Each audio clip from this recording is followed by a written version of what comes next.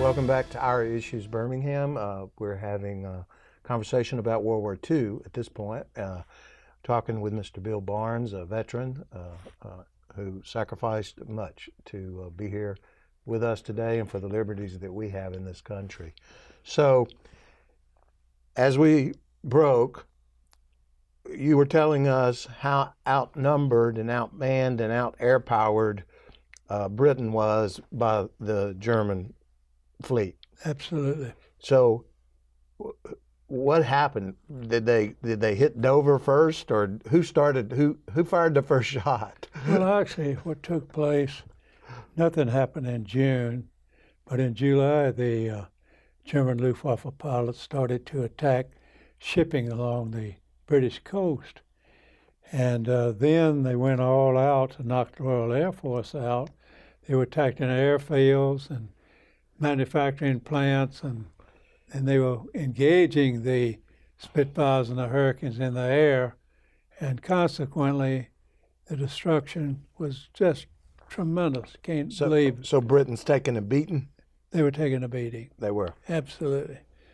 So this went on and on and on, and the day came for the Royal Air Force to either stand or get defeated, and that's when Hermann Goering, who was the air marshal, he had fought in World War I, shot down about 26 aircraft. He was an ace. He was arrogant, ambitious, and a Nazi. He was in complete charge, and he was going to knock out the Royal Air Force.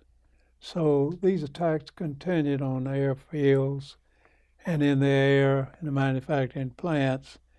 And the situation was so perilous that it looked like the invasion would take place on the 15th. And then something happened. It would take a miracle now to bail them out. And that miracle occurred. There were two squadrons of Heinkel bombers that were attacked in oil storage depots about 50 miles from London. The weather was awful. As usual. And these two Heinkel pilots were flying together, two separate aircraft, and they didn't know where they were. They were in terrible weather. And these are Germans? These are German aircraft. Okay. And so they talked to one another, and one said, well, I don't know where we are, but why don't we salvo our bombs and go on back to Germany? Well, now, before I continue that conversation, the cities were off limits, German cities and British cities. But was that by agreement? Not by agreement, but they just didn't nobody do it. Messed with London. That's right. So consequently, these two Heinkel salvoed their bombs, and they happened to be right over London. So these bombs did a lot of damage, fell on London. And I tell you, the next night, the Royal Air Force bombed Berlin. The next night, they bombed Berlin again. And Hitler went into a rage. He called in Hermann Goering, his air marshal. He said, I want you to attack London and all the British cities and teach them a lesson. So that's when the Battle of Britain really began, because the German pilots started attacking London. And it did something that was good for the Royal Air Force. It gave them time to rebuild, because then they were not attacking their airfields or their manufacturing plants, and the Royal Air Force needed that time, and they did it, and they built back. So when do we, as the United States, take our broomsticks and stovepipes and saddle up with England? Well, that comes a bit later. You know, the Prime Minister, little bulldog that he was, asked for help, and we sent him about 40 World War II destroyers. And his comment was, in dealing with the United States, trying to get help, it's kind of like he said, visiting a good friend of yours that has cancer. You don't get too close to him. So, he had a way with words. Yeah, that must have been after a snoot or two. He was a drinking man, they say. Churchill, he liked his cigar and his whiskey. Yeah, it's not all bad. He was a good man.